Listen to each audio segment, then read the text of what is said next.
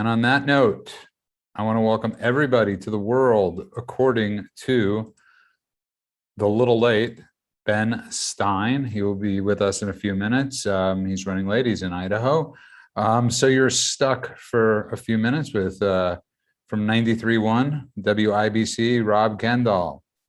Bam. I'm not in the bamming mood today. And of course, from the Media Action Network and former head of the digital media for Fox News, Ken LaCourte at Media Action Network. I beg of everybody to subscribe, and also don't forget to listen to Rob's show, Mock and Rob, every day from 9 to noon. It is an exceptional show.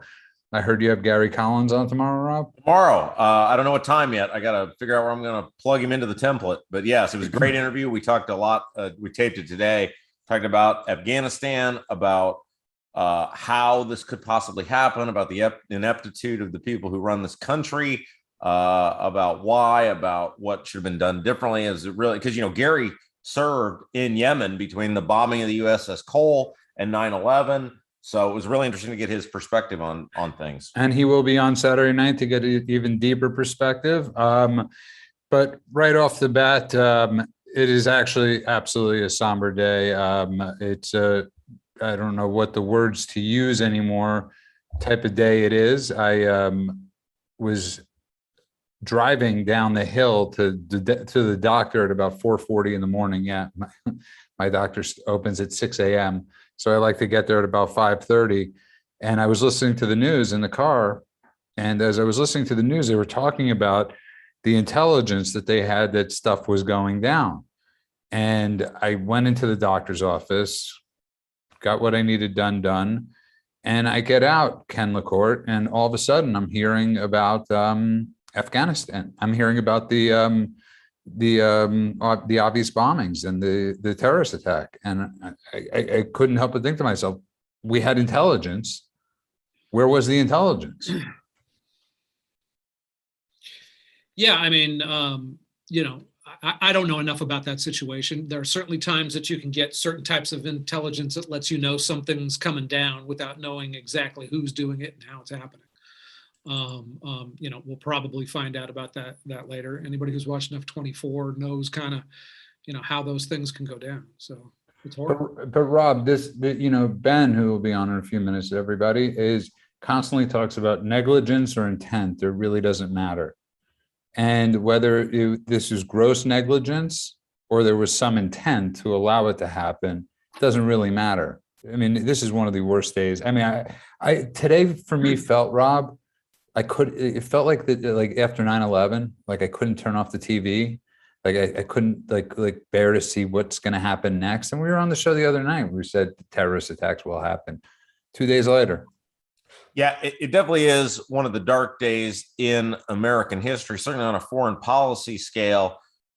Days since 9/11 is right there with Benghazi. And in terms of a loss of life, probably greater than what happened with Benghazi. And again, all completely avoidable. I think that's the most sickening part of this, is all of this was completely avoidable were it not for the complete bumbling buffoonery of the guy who masquerades as the commander-in-chief. I mean, I think that's what's the most sickening part of it, is this did not absolutely 100% have to happen. This was the creation of the policy of Joe Biden. No, I obviously I completely agree with you. But Ken, more in the you were in Gaza when well, shit's always hitting the fan in Gaza, but you were there at that time, and obviously we work on intelligence. We had intelligence reports that listen, that region, bad stuff is always going to happen, but knowing something's going to happen and seeing immediately. I mean, we have 18 soldiers coming back on that plane that God, I pray for that, I'm constantly praying for them, that what were they thinking, Ken? What were they doing? I mean, like we saw, it's easy to point it all on Biden, who is the guy who's making the ultimate decisions.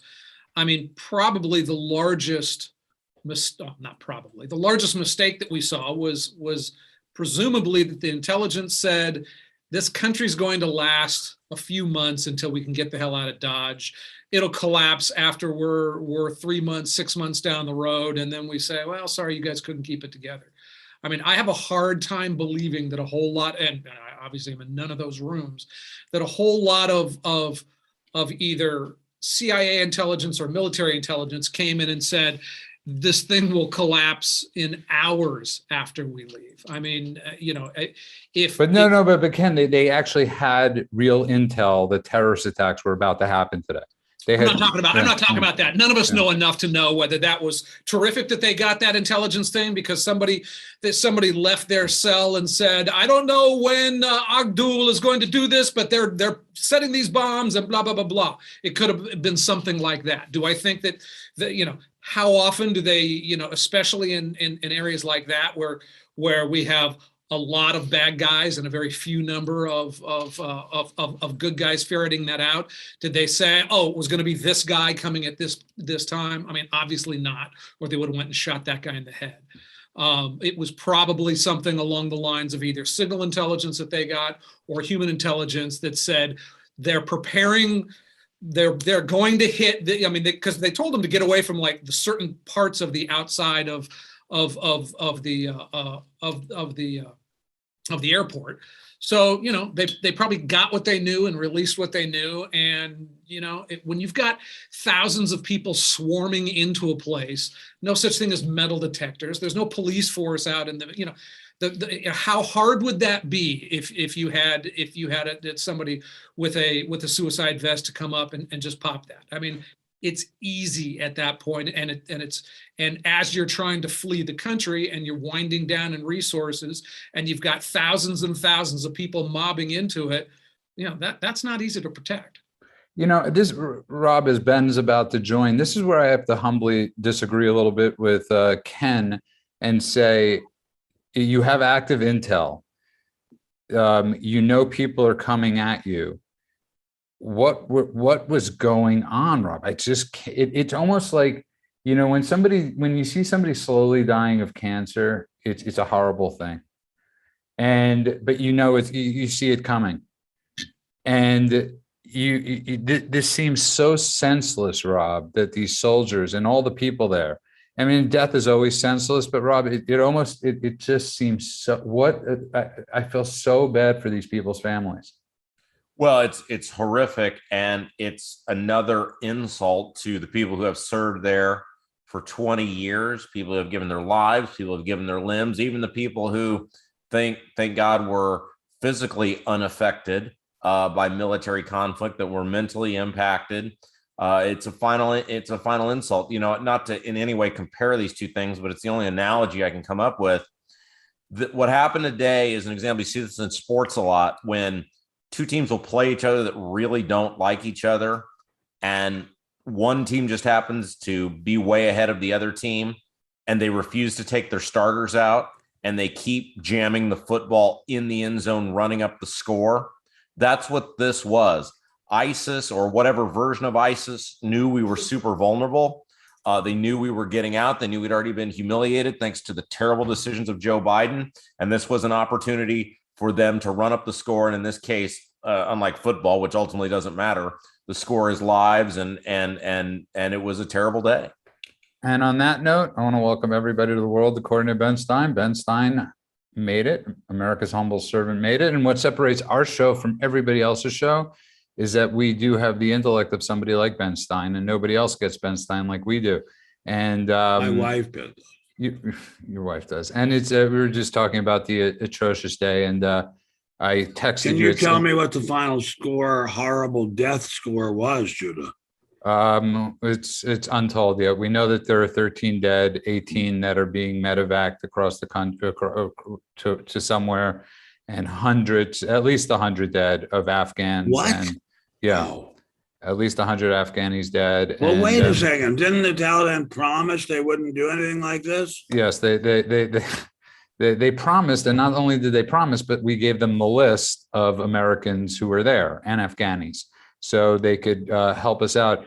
And I texted you this morning, Ben, at 7, because that's when I was up and hearing about this.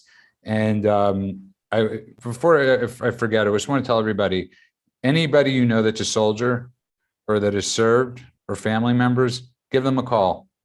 Find out how they're doing, see how they're doing, and reach out to them.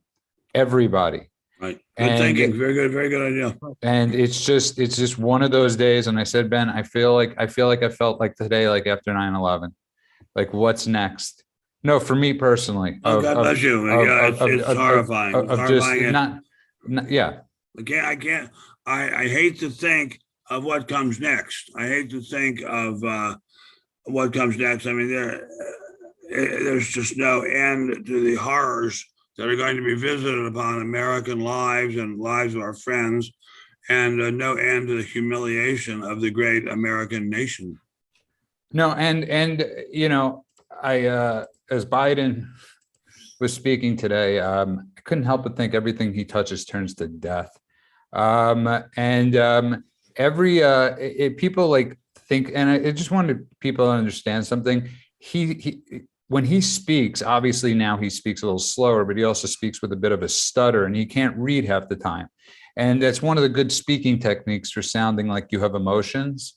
Because Ben Stein, I could guarantee you, this son of a bitch has no emotions about what happened. Well, I don't know if you can guarantee that, but what we can guarantee. I'm speculating. It was a very bad decision to trust the Taliban. They haven't really done much that shows them to be trustworthy, and it's just a horrible situation. Although I hate to say this, in real serious wars, this many people die every few minutes, and it's just an awful thing. And why we decided to get in such a big way in the first place is a bit of a mystery, and why we decided to get out within a few hours, basically, is a further mystery. And none of it shows much regard for American life and blood. Yeah, I mean, Ken, I think that's the biggest thing is, like I said, brought up before, you were in Gaza and you were telling me that you guys had gotten kidnapped, or your crew got kidnapped, which I was unaware of. But that's the biggest thing, like I think people are feeling today, or many people are feeling like, what was it for? What was it all for? Well, what was it for? No one knows, but we do now know that the people who run the defense and foreign policy establishments of this country and our government are not necessarily the smartest, most well-informed people in the world, and that they are to trust our future to them is a dicey proposition indeed. But then again, even the really, really smart people make terrible, terrible mistakes. And it's, as you say, as I brought up before you were on, intent or negligence, as you've been saying for the last, extreme negligence is the same as intent. Is the same as intent. And Ken, as far as you being there and you seeing this on the ground and all this stuff, and I understand they didn't know exactly what was going to happen, Ken LaCourte, but there is a certain amount of malice. This is me, and Ken, I'm not, you don't have to agree. There's so much malice. Ken, it just seems like they just don't care. Yeah, look, I can't read people's hearts. What I think that we should do is say, what lessons can we as a country take from this? And obviously, and I look at this as several distinct phases, right? We went into that country to bomb the heck out of terrorists when they were training, because there was no country. They were training out in the open, and we took a lot of bad guys, and they took dirt naps. And for 20 years, we had very few Al-Qaeda led terrorist attacks, certainly against the United States, from Afghanistan. So the thousands of Americans who died there trying to solve this problem, they did help solve this problem. I mean that was not the open air terrorist training camp that it was before we went into it. And God bless them, it's better to have those fights often in Kandahar or in some faraway province than in Brooklyn. So, I mean, there's something positive that came out of it. Then there was the whole middle phase of the Bush administration decided to rebuild the country from basically a parking lot with a bunch of backwards types of 6th century type people into a modern society with values that the rest of the world shares. And we utterly failed at that over the past 20 years. And there's a lot of probably political blame to go around for that. I think the military is good at killing people and breaking stuff. They're not all that good at setting up schools and doing all the rest. Or is it their job? Well, it became their job, and the State Department, those guys are always still, they couldn't organize a 2-car funeral. Hold on a second, Ben. I see you putting your hand on your face. So I mean, the whole thing is so sad. I just keep thinking to myself, I don't know how many of you have been to Arlington National Cemetery. I still have a home in Washington quite close to the Arlington National Cemetery, and I go there fairly often. I see families, women with their children, sitting in front of the gravestones of their loved ones who have been killed in Afghanistan or Iraq, and they're still crying. And I mean, the date, I see the dates on the gravestones. The dates are not yesterday. The dates are some years ago, and they're still crying. And I think the whole country is crying with them. And now, yes, indeed, Ken LaCour, as usual, you're quite correct. We did accomplish a lot more than nothing. But did we accomplish enough? I don't know if we ever accomplished enough. But the whole idea that we went over there without a clear plan to win, that is shameful. I mean, armies exist to fight and win wars. That was said by a very famous, quite horrible national leader, but it's true. And I don't think Mr. Biden really knows that. So, Rob, he actually raises a great point, both Ken and Ben. And I like that their names rhyme, but we went in with no strategy, and we left with we left with a catastrophic strategy. Rob, there aren't words. I don't have the words to describe this negligence or intent that they've committed. Yeah, so it was interesting in the interview we taped with Gary Collins, will air tomorrow on the show. He made a good point. He said 2 years in, we could have been out and it would have been largely the same. Most of what we accomplished was accomplished within 2 years. And whether it is Afghanistan or Iraq, we turned the world's greatest, fighting force into a bunch of professional babysitters and nation builders. And that's not what those people sign up for. It's not what they're trained to do. And to piggyback on what Ben said, right outside of our building in downtown Indianapolis on One Monument Circle is the Soldiers and Sailors Monument. It's one of the most famous. From the Civil War. Yeah, it was one of the most famous military landmarks in the entire country. It's right in the heart of downtown Indianapolis. It's the world's largest Christmas tree every year. And even before I went on the air this morning, before any of this had happened, I was out walking around that, looking at that, and these famous, just large sculptures of these, anonymous soldiers that represent these people who fought in all of these wars, the Revolution, the Civil War, the war with Mexico. And you are in awe of the sacrifice and how that sacrifice lives on forever, and the legend of that sacrifice and the thankfulness of that sacrifice lives on forever. And I just hope the people that sacrificed in Afghanistan and Iraq are remembered the same way as those people are at the Soldiers and Sailors Monument downtown, because they gave in the same way. That's actually the achievements of the people. I've seen that monument many times, and most of those battles and persons remembered in that monument have to do with the Civil War. And a great deal was accomplished in that war.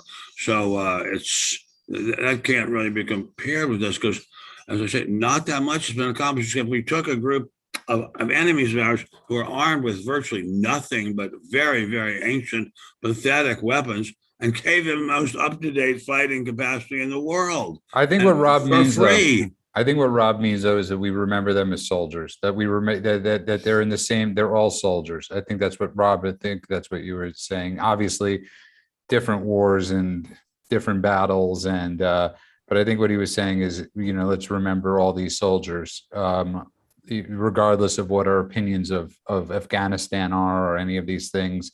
Ben Stein, right? Rob, I hope I'm not speaking. No, that's what I'm saying. I mean, there's the war with Mexico, the war with Spain, the Revolutionary War. Obviously, Ben's correct. Predominantly, it was erected in large part because of those Indiana soldiers who fought, died, and served in the Civil War. But the point is, those people that went to Afghanistan, Iraq, yet places like Yemen, where Gary Collins served, they all went and served their country with the same vigor and love of country. And I hope, man, just because it was a war that didn't produce the results many of us wanted, or we look back and go, what was that all about, that those people still sort of like how the Vietnam vets were treated. I'm fearful that it won't be that way, Rob. And you make a wonderful point, because look, we don't, just in our heads, most people, you do view the Vietnam vets who died for their country just as much as a guy storming Normandy, that looking at it from history, they should be treated exactly the same as the honorable people who defended their country. But, you kind of hold up the winners a little bit higher in life, and you hold up the people who were clearly fighting for a noble cause, as opposed to something more nebulous. But you're 1,000% right on that. But look at I think a few minutes ago, one of you two gentlemen brought up the point: what have we learned? So what have we learned? I'm suppose God forbid, and I really do mean God forbid, there's another attack on some important landmark or building, and many people are killed, God forbid, in the United States of America. And it turns out we learned that their headquarters of these people is in some cave somewhere in Afghanistan, and nobody can even find on a map. What do we do? What have we learned? What do we do? Well, like I brought up the other day, and it's a great question. Like I said the other day, I don't think we do anything, because I think we have become a nation that's so wokeness has invaded. I mean, one of the heads of the military this morning Oh my God, I can't stand this. Wished with the Women's Day or whatever is going on today, and about inclusive. Can you tell me what? I will find the exact thing. If somebody could please in the chat find the exact quote about the inclusiveness in the military as this stuff's going on. I mean, Ben, so I texted you at 7 a.m. We didn't hear you. I was sleeping. You were, but we didn't hear from anybody. You like me to tell you when the news is happening. Yeah. And we didn't hear anything from this regime until about 5 p.m. About an 8 hour, I want to say about an 8 hour gap. And you didn't watch the speech, I'm pretty sure, but I did watch the speech, and it was a really difficult speech to listen to, Ben Stein. But, listen, we all speak for ourselves over here. And I will say this, if he keeps using his dead son as a prop, his son was heroic. He served, he died of cancer, but stop using the fucking kid as a prop. And I'm just, excuse my language, I'm tired of it. But the first thing he said after he got done speaking, Ben Stein, was, I was instructed to call on this reporter. Oh my God. Wow. Oh my God. Wow. Wow. Wow. Wow. Wow. What reporter and why? That was the one that had the right question. Wow. Well, but that's now you have really struck gold, because of course that is the crisis that we face today, which is the monolithic media teamed up head and shoulders with the monolithic state of this is shameful. And I go back to something that the Honorable Judah M. Friedman has been bringing up over and over again in the last several months. Where are the Republicans? Why aren't the Republicans raising hell about this? You have some in Congress, okay? But the Senate is it's just, there's maybe 5 of them. And sadly, one of them is not your friend. What your friend was calling for today was keeping how do you pronounce it? The Bagram Air Force Base. Is that how you pronounce it correctly? To keep it open or whatever he said, but nothing with calling for the 25th Amendment, nothing for calling for, resigning or anything like that. It was status quo in the Senate. And Mitch McConnell's just got to go. I don't know how he's got to go, but he's got to go. And because this Republican Senate is an absolute disgrace. Who's going to replace him? I mean, who do you say? Josh Hawley, Tom Cotton, Ted Cruz. I would gladly take Rand Paul. There are some really fine senators that it's Mitch McConnell's time to go. That's just in my humble opinion. But Rob, Rob, I want to ask you a question. I want to ask you all this question. If you were to watch Fox News today, and you were to heard 3 different people talking, Pentagon, State Department, and the White House, all 3 had different messages. Okay, Rob, all 3 of them said different things. My question is, do you think that's intentional? Because you can't grab onto anything. Well, so that's a great question, Judah. We were actually before the and during when these attacks, we were on the air in real time when the first the news of the attack started coming down. Pose the question, even in Democrat administrations previous, while I disagreed with their policies, there always seemed to be some of them that you would go, well, they're good at spinning. They at least sound like they know what they're doing. There's not one of these morons that goes out there every day, whether it's Kirby, whether it's Blinken, whether it's Psaki, certainly whether it's Biden, whether it's Kamala, whether it's any of these people who you hear them and you go, they exude confidence. They sound like they know what they're doing. Obama was great at sounding like he knew what he was doing, even though he didn't. There's not one of these people that you hear on a daily basis that you go, they sound like they have an idea of what's going on. I mean, who do we hear? Who anywhere in either party do we hear that we think has an idea what's going on? Besides, Judah correctly pointed out, a very small number of senators. We don't hear that much brilliant coming out of the GOP either. I mean, it feels like we're a country that's lost its way altogether, and I don't know what the way is either. I mean, I'm up here looking out the window at this gorgeous, unbelievably beautiful lake in North Idaho. It looks awfully nice. We were just on our boat out on the lake. It looks awfully nice. It is awfully nice. But what do we do once we leave this lake? What do we do after that? It's very sad. And Ken, do you understand what I'm saying? Like, you being in the media, it's almost like their messaging is so confusing. And I think it's done on purpose. I don't think, but I'm almost positive it's done on purpose, because you can't pick who to go at, because every message. I don't think they're playing 4D chess by all looking like idiots. I mean, that's kind of what you're saying, is if they just each run around sucking their thumb, people will say, you can't blame that guy. He's sucking his thumb. No, I look, they got, and they're all just idiots, right? They got a shit show there, and they're trying to do their best to spin it. The one institution, and I'll probably be struck by lightning for saying this, the one institution that has done better during this crisis than they have at any time during the last 6 years has been the legacy media. I mean, they are actually holding this administration. They're asking serious questions. They're in Afghanistan reporting real things from the ground and going live from the ground.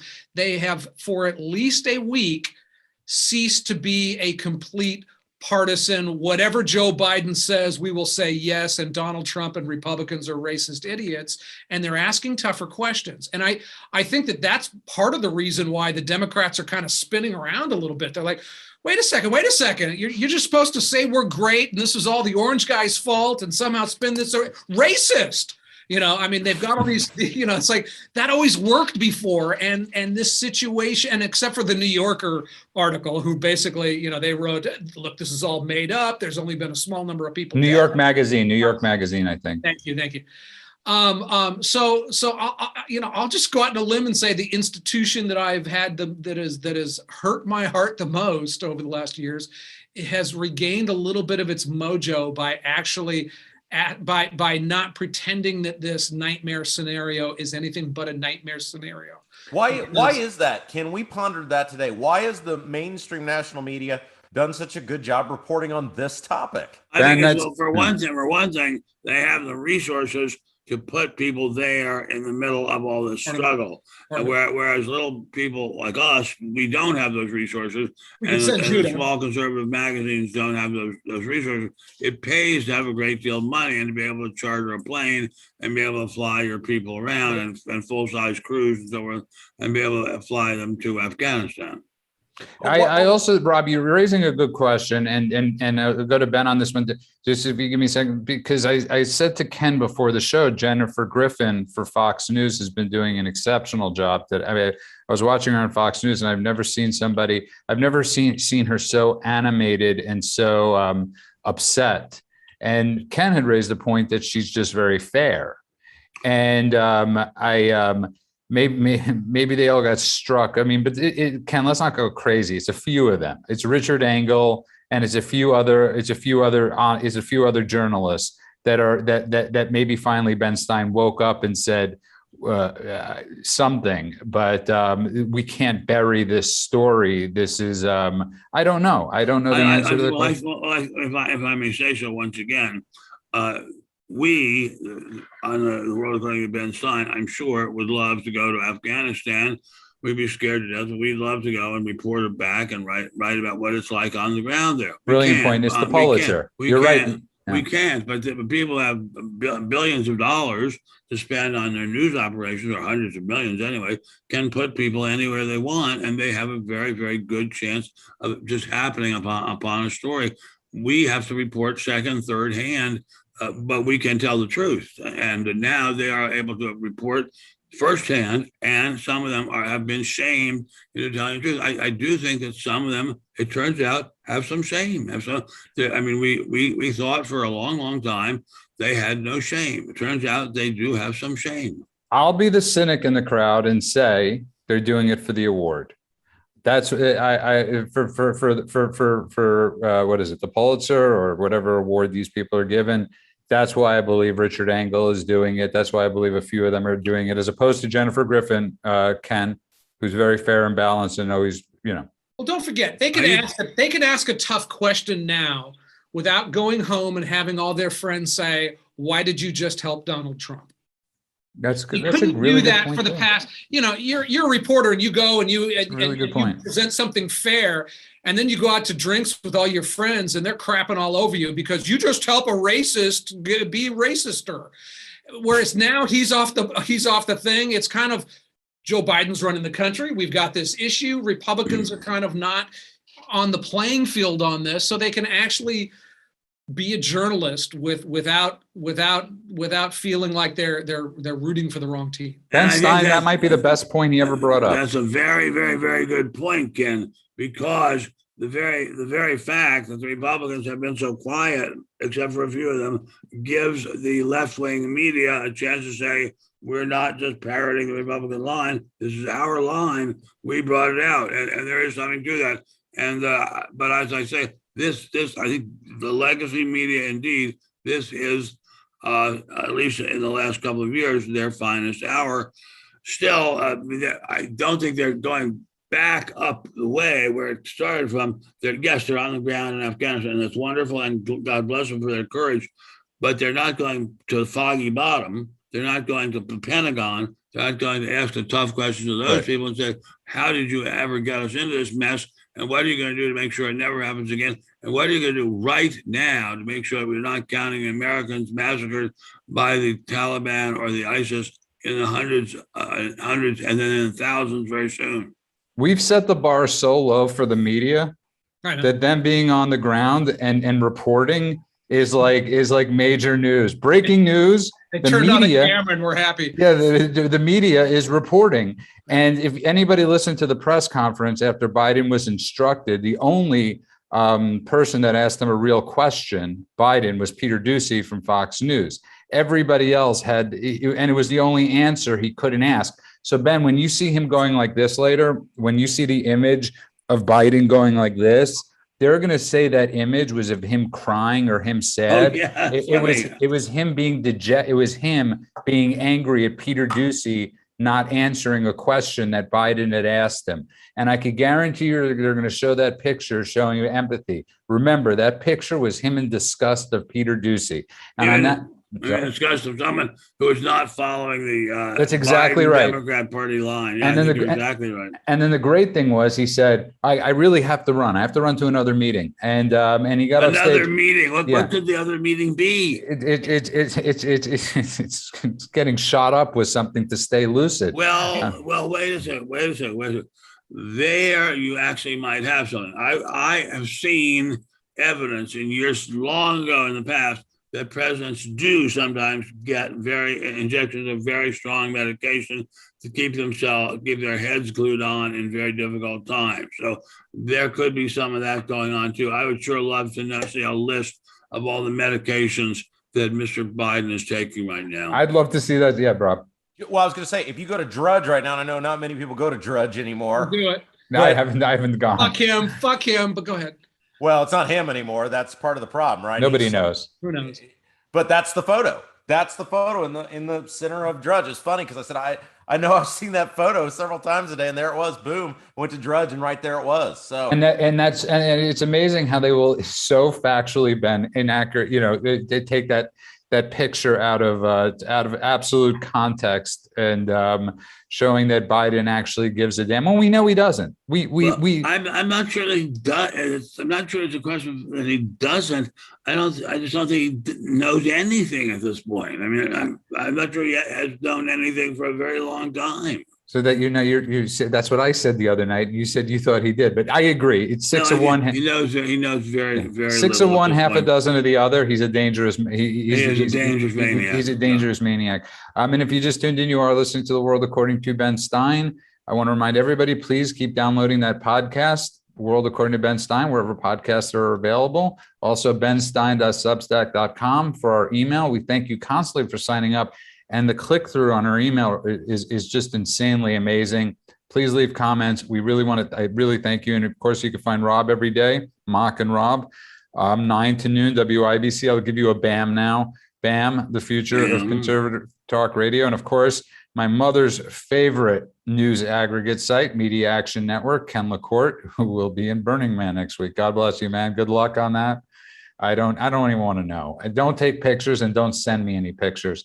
But Ben, you were a little was late. That a Nicolas Cage movie? Oh, that was Wicker Man. I was gonna say in Burning Man, they love the governor. Yeah. No, we all did. No, I'm kidding.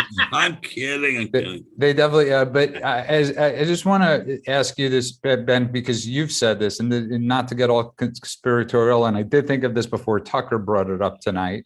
And my question is, you missed it. I was driving to the doctor this morning, Ben, and I hear about the intelligence report at 4:40 in the morning that they were reporting that intelligence reports that this bad stuff was about to go down. I go into the doctor's office and I said to the guy, well, at least they have intelligence that stuff is about to go down. I remember exactly what I said to myself, and I get back in my car and I hear about the bombing. And and Tucker raised the point with Glenn Greenwald tonight, and there was something I thought about, that possibly there are some people that wanted it to happen. They wanted the bombing and the killing to happen. Yeah. Yeah, I'm sure there are plenty of people who wanted it to happen in Kandahar and Herat and in all the cities and towns in Afghanistan. But I would like to go back to the point, if I may, that Ken made that I don't think we really have addressed, which is if we're the chairman and the members of the Joint Chiefs, if we're the Secretary of State and the Undersecretary of State, if we're the President, Vice President, and Head of the National Security Council, and the President says, okay, men and women and transgender and everything, what have we learned from this disaster? It's of course we know to blame it on the Republicans. What else have we learned? Well, I mean, look, Eisenhower wasn't wrong when he talked about the military-industrial complex. I mean, we gave billions and billions of dollars and spent that in that country through a military that doesn't get audited after they've killed people and when they're building schools and building things. And there were a whole lot of military contractors there that were making billions of dollars. I mean, there's a reason why we kept this war, pseudo war, whatever we should call that, for decades. I mean, think about that. A 20-year-old kid was born when we invaded Afghanistan. And that complex of let's spend billions of dollars, under whatever it's easy to wave a flag when there are military soldiers getting killed there. Ken, I would venture to say, by the way, just to go on that point, most of the soldiers that died today were probably babies. We're babies when we got into the war. Yeah, I mean, and that's kind of nutty. I mean, look, we got into empire building and we don't have the balls to build an empire. Right? If you want to build an empire, if you want to change a culture, the Taliban knows how to change a culture. We saw them do it. They start executing people in public. They pull down ancient statutes against their enemies. They will change that culture into their own version of what that culture should be. We're too nice to do that. We can't go in. We're not going to go in and shoot somebody in the face because they were anti-democratic. Or play hardball, to do the hard cracking of heads that a successful empire needs to do. Brits couldn't do it since the 1700s.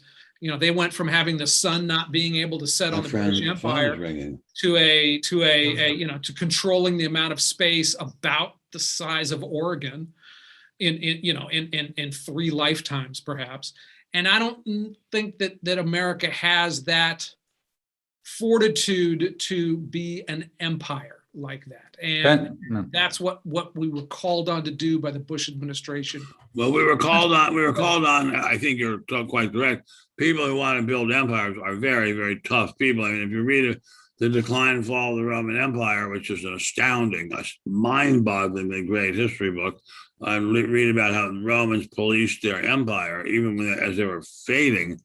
They are very, very mean and vicious. If you read about how Stalin policed his empire, or even the czars before him, before that empire fell, they were very mean and tough people. So I don't think we are by nature mean and tough enough people to do whatever we have to do to keep an empire going just out of fear and terror. We're just not people who make their living by fear and terror. I just wanted to quickly say, I think it was Arnold Rothstein, and I could be totally wrong. He said the Italians, they want to make empires with the mob. He goes, I just want to make money. Arnold Rothstein, if people don't know who that is, look him up. But Ben, the question you raised was something Ken was sort of going on, and that's why I brought it up. And I want to go, I'll ask you, then I'll ask Rob this. There are a lot of people that gain if we stay in Afghanistan. And we know, you brought it up, that we had intelligence, obviously, about Pearl Harbor. We did nothing about it. A lot of people do say that it helped us get into the war. It was the impetus to get us in. We allowed it to happen for that. And that was just my questioning of what happened today with all the intelligence, with everything that's been said the last 2 weeks, Ben. We saw this coming. Oh, we saw it coming long before the last 2 weeks. Yeah, right. We've seen it coming for a long, long, long time. And there was no light at the end of this tunnel. At a certain point, there was light. There was a very good story in the New York Times, even though it's the New York Times. There was a very good story about how optimistic we were 10 years ago. And then we let it all fade, and we let it fade away. And in the name of saving money and lives are incredibly important, and money is important too. But then we just walked away as if it would miraculously heal itself. There's a thing that a very, very famous writer, a very, very talented writer named Joan Didion writes about, called magical thinking. And magical thinking is when you think some kind of problem is going to heal itself just by some kind of magic incantations or some kind of magic luck, you might say. It does not happen that way. There's no magical incantations that work to make empires stay great and stay powerful. They stay great and stay powerful, unfortunately, by terror and fear. And so that's we're just not that kind of people. Thank God. Rob Kendall, I see you wanting to jump in. Well, I think the United States, for a very long time has, and I think there was a great analysis that the panel's given here, wanted to be in the empire business, but didn't have the stomach to actually be in the empire business. And when it comes to empire business, as throughout recorded human history, when they rise and they fall, you're all in or you're not in at all. And the United States Army, from the inception of our country, was never designed to be an empire builder, was never designed to be a babysitter, was never designed to be a nation builder.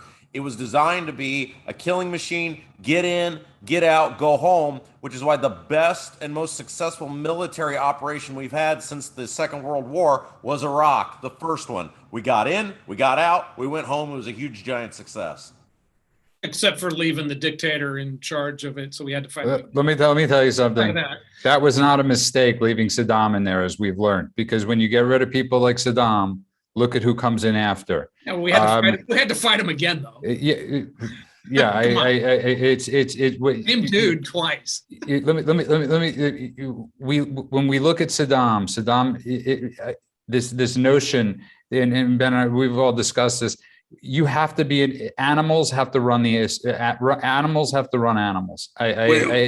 And I've told Judah, I'm not sure whether we've discussed this on our show, but you and I have often talked about this in the car about just before we started the invasion that got rid of Saddam for good. Eventually did. Saddam called and said, "Look, I know I can't beat you guys.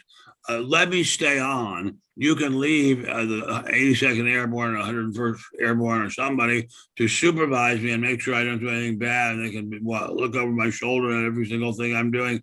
Just let me stay there, and you can be the real power behind the throne and make sure that I don't break my promises. But just let me stay there." And we sneered at him. We sneered at him and said, "No, it would have been a good idea to let him do that, but we didn't do that because we're not those kind of people. We're just not that kind of people." Ben, that's what set everything. That's what set this whole freaking mess in motion. That's what this is all in motion. You know, with Iraq and Afghan. I mean, everything other than the people that had to do with 9/11.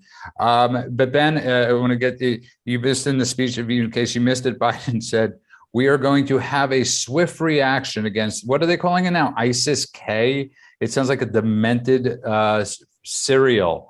ISIS-K. What is ISIS-K? It's like ISIS Square. It's like the new ISIS. I don't know what it is. It's a demented killing. I don't know. That's what they call it. ISIS because it comes from a certain area and not Kabul. It's ISIS-K, and somebody could look that up for me. That would be great. But Ben, it's and he said what was it, Rob? It was swift. We're going to be swift. Well, so here's the problem with the new Taliban, the new ISIS, the whatever. You remember 9/11? ISIS-K, yeah. You remember after 9/11, it's the photos of these guys on, monkey bars and running through tires, and they've got a weapon from the 1940s or something that looked like it was around in World War I. Yeah. These dudes now are super technology savvy. They know what they're doing. They're behind us, but not by much now because we left $20 billion worth of stuff there. Maybe so these more. Guys know what they're doing. Yeah, it's a very, very, very bad situation. We essentially took one of the most vicious military forces in the world and said, "We'll now make you one of the most well-armed and vicious military forces in the world." And that's what we've done. And yes, Trump started the process. No doubt about it. Trump is very far from free. And if you know, but Ben, if you read the Trump agreement with these people, we don't know. Yes, he did get the ball in motion for us. We all wanted to get out of Afghanistan. Everybody wants to get out of Afghanistan. That was his goal, was to get us out of Afghanistan. His exit strategy, and as they've been showing, as Bill Hemmer read on Fox News today, is very different than their exit strategy. So we don't know. We know for sure his exit strategy wasn't to give up the airport first. We know that we know that for sure. We know his exit strategy wasn't to leave Americans or Afghans after, to pull the troops out before you have everybody else out. We know those were not his plans. Yeah, we know he did not plan to commit suicide as a superpower. And that was that was something that only Biden and the squad and all the I would just call them traitors in the midst of our government thought up. That's not a Trump idea. Trump is many things, not all of which are by any means ideal in a human being, but he's not a traitor. They actually have, Rob, his phone conversation with the head of the Taliban, where he said to him, he brought up all the people that that they killed, like Soleimani and all the different people. And he said, if you go against this agreement, this is what's going to happen to you. So, yeah, Rob. Well, I think it's interesting because I hear a lot of everybody saying, well, it's time for us to go. Why? Now, look, I'm a person who didn't believe we should have been there in the first place. But once you're there and you're stabilizing like 9 different things, and you've got 3,000 to 3,500 troops who are not actively daily involved in military conflict and are largely advisors and peacekeepers, why? We have troops all over the world. We have 35,000 troops or something like that in Germany still. So why did we have to go if there's such a minimal cost for such a very clearly large interest that was being protected? And he never planned on giving up the base. He never planned on giving up. How do you pronounce it? Bagram. But why did they have to give up that base? I mean, it is possible for a country the size of the U.S. with an armed force the size of the U.S.'s armed force to defend even a very large base for a considerable period of time. Because you're asking a logical question, Ben, to people that don't think logically. I mean, everything you can do wrong out of pulling out of something, these people have done. I mean, have been negligent with intent, Ben. I mean, I've never seen I've never witnessed anything like this in my life. And the question is, have you?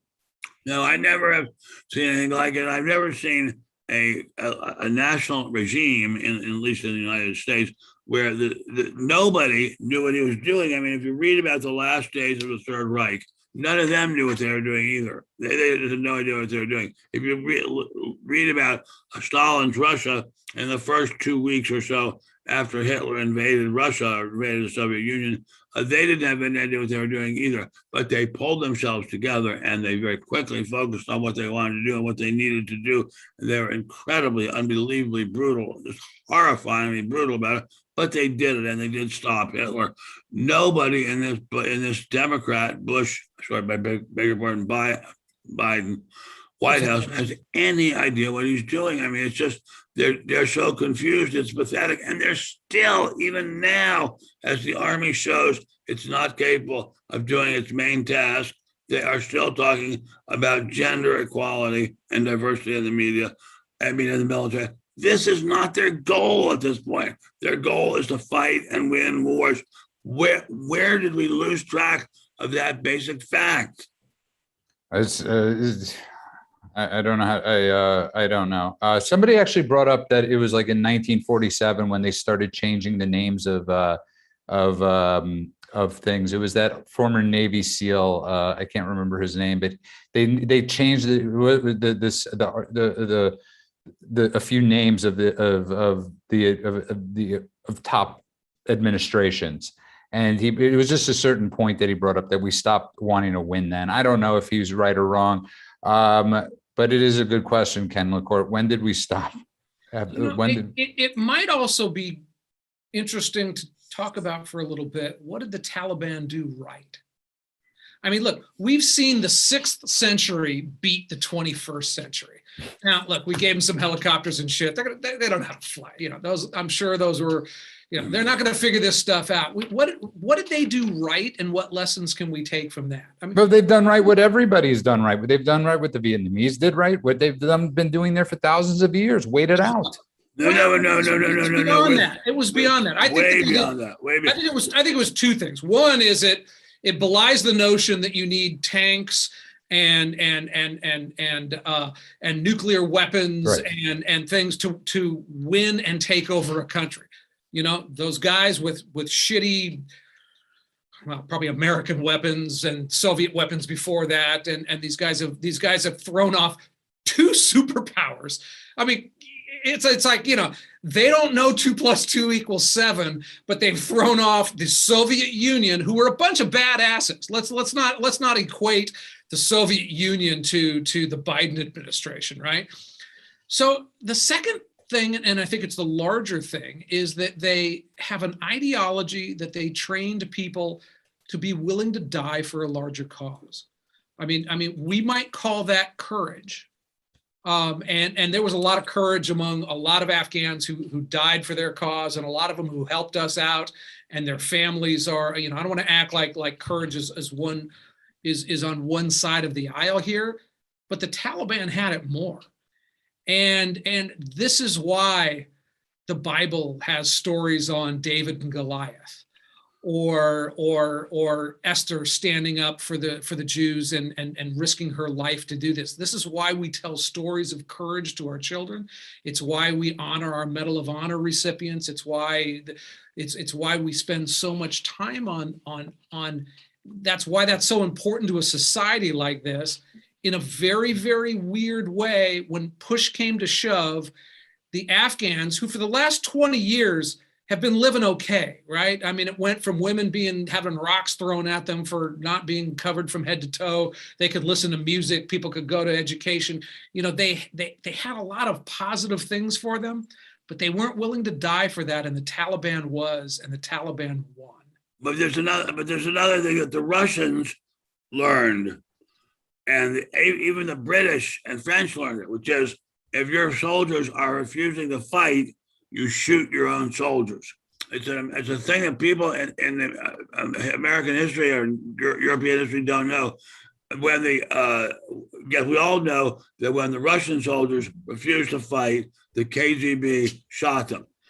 But what we don't know is that in World War I, not World War II, when British soldiers refused to go over the top and charge into certain death at the hands of German machine guns, the British shot them. The British, the people who eat tea and crumpets and we think of as being so incredibly cute and harmless, they shot their own people if they didn't fight hard enough. And that's what they were willing to do. We're not willing to do that. I don't think there's ever been a case in U.S. warfighting history where we did that. We managed to win anyway because we have super unbelievably magnificent industrial production capacity. But in terms of brutality against our own people, I don't think we've ever had that, and thank God for it. You know, both of you brilliant points, and I think Rob was watching Fox a little bit today, and if Ben, you brought up this point of what do the Republicans stand for, and if you were to watch Fox News today, you would have seen the dichotomy of the old guard and the new guard. You had McMaster's on, you had all these old generals, saying, war, war, war.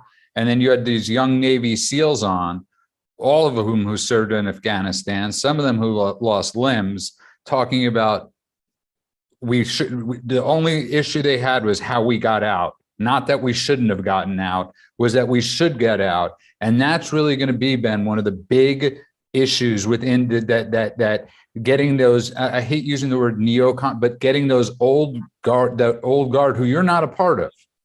And that's the amazing thing about Ben Stein. No, he rode hard, but that's what separates you from the others is you're able to look at situations and acclimate. So much of that old guard has never been able to acclimate. Their sole thing, Ben Stein, is war, war machine. I don't need your ghetto scenes. I don't need your war machines. But Rob, you saw what I was talking about today. Well, and it's interesting because he comes back to we're talking about the Republicans here in many ways, but the guy in charge of the country is the same way. His entire life, Joe Biden has used other people's kids to prop up his own political expedience. He's had zero problem his entire life sending other people to go fight and die for his political career. And in this case, he sent people to fight and die in Afghanistan 20 years ago for his political career, and he has them now dying as he pulls them out in a manner for his political career. Joe Biden is a disgrace. And by the way, and by the way, where are the Republicans in Congress saying that? Congress are. No, Ben, Congress. They're just going to the wrong news site. Congress, they are. Okay, it's the Senate. It's the Senate that they're not. But let me just say who this guy's name is. His name is Sergeant Major of the Army, Michael Grinston. He wrote, "Diversity is a number. Do you have people that don't look or think like you in the room? Inclusion is listening and valuing those people. #, Women Equality Day reminds us we are smarter and more lethal when we come out together as inclusive, cohesive team. Our values demand it." And underneath it, Ben, is like all different like soldiers of like black. Please, no. But it's like this, like it looks like it looks like a politically correct Brady Bunch picture of like, I swear to God, I'm not lying. 1, 2, 3, 4, 5, 6, 7, 8, 9, 10, 11, 12 times 5. It's about 70 different pictures. Is there somebody in a wheelchair fighting? No, there isn't. But it's about 70 different pictures. It's 70 different pictures of diversity, Ben. And that was this morning, as the shit was hitting the fan. The Sergeant Major of the Army. Not a small position, I don't think. You know what happened? Today was the National Women's Day or some fucking thing like that. Yeah.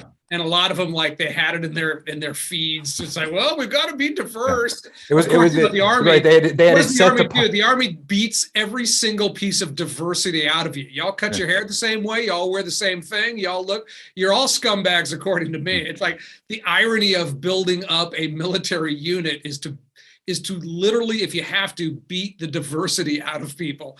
And they're like rah-rahing that we have. That's brilliantly said. And Ben, I never knew that about the soldiers, if they weren't fighting well. Even the British. I mean, the British. In World War British II, are fantastic. British in are World War fantastic II, they soldiers. were often told if they were retreating when they should, that they would be shot. I don't know if it happened, but the Allies or I don't think the French and British did that. No, I'm talking the Americans told their troops they would shoot them if they retreated sometimes. I don't know if you know that. I am very, very impressed, and I would love to see your reference. I don't question it's true. I just would love to see the reference. But look, I go back to that meeting, that fantastic hypothetical meeting of the National Security Council, where Mr. Biden surveys the room and says, what did we do wrong, and how did we screw this up?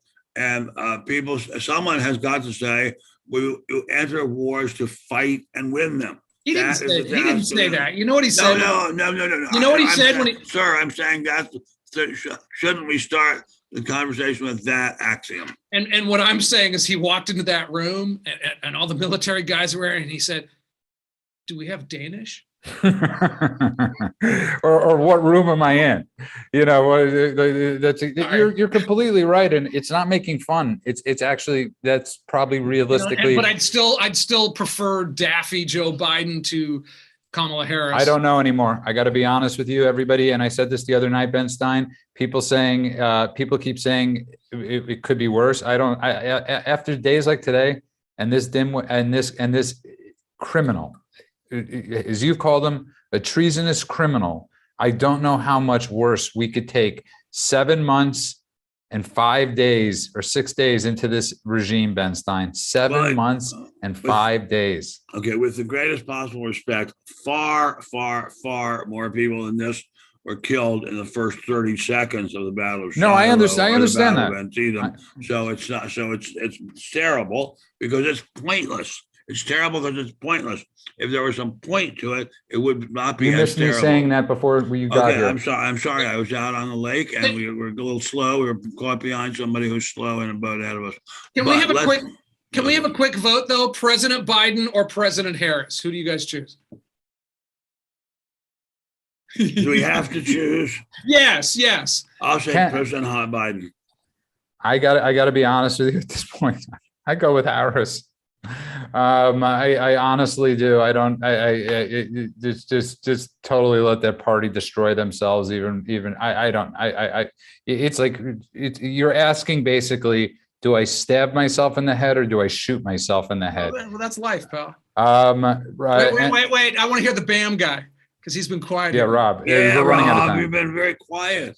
Well, under arrest. If you're an NFL coach and you're on the hot seat and you lose the first 4 games of the year, you're out, buddy. And I think Joe Biden's more than lost the first 4 games of the year. See ya. You'd rather have President Harris. You know what?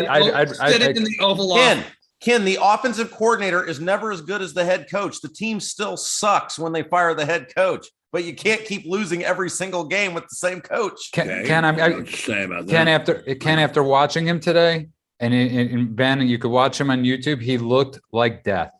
He literally looked like a ghost walked on. I guess I just take a neutral. I take a jellyfish. It looked like a suit. It looked like a suit was carrying a ghost. And I am not saying that in jest or in anything, in any which way, Ben. It literally looked. I mean, think about it. He was like a ghost in a suit. I mean, and it was really frightening. And I made myself listen to it. I made myself listen to it.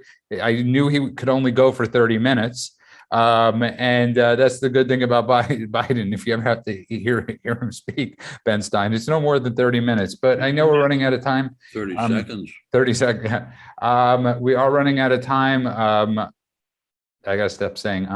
I want to thank everybody that's been in the chat. I want to remind everybody, Ben Ben sang that song the other night from the Rolling Stones. I want to sing something else. But I'm saying salt of the earth, say a prayer for the common foot soldier, spare a thought for his backbreaking work. And there's no better sentiment and thought to have for the soldiers out there, for their families out there, for everybody that's struggling, because a lot of people are struggling.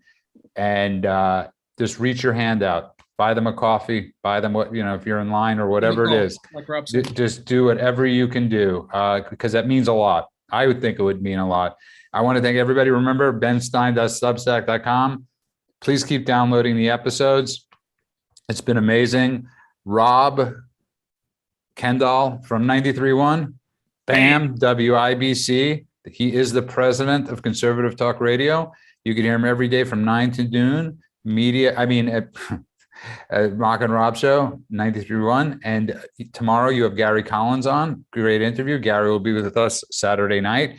And Ken, you could, of course, find Media Action Network. And if you are on acid and mushrooms and every other drug known to man, you could find them at Burning Man next week. So enjoy yourself, Ken. Please stay safe. Wear your sunscreen, I guess. And of course, you could find Ben Stein, spectator.org.